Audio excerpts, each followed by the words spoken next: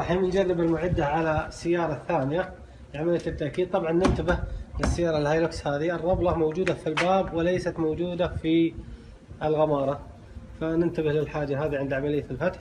نجيب قطعة القماش نحاول نسحب الربلة بالإصبع قبل نركب السكروب، ثم نقوم بعملية تركيب السكروب ونحط مجال لنا لإدخال الوسادة الهوائية. بعدين ندخل الوسادة الهوائية في المكان المناسب، وبعدين نبدأ بعملية النفخ.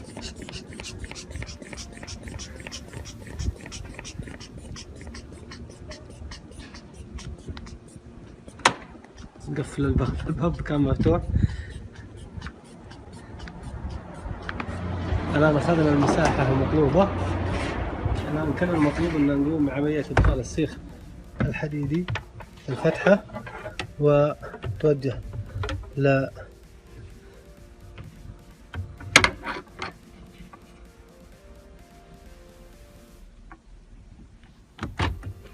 فتح الآن الباب. كل المطلوب الآن للحفاظ على الشخص اللي عملية لا يرتد الباب عليه، نقوم بتنسيم الهواء أول قبل فتح الباب. إذا خلص الهواء من الوسادة نفتح الباب فتح عادي. السلام عليكم.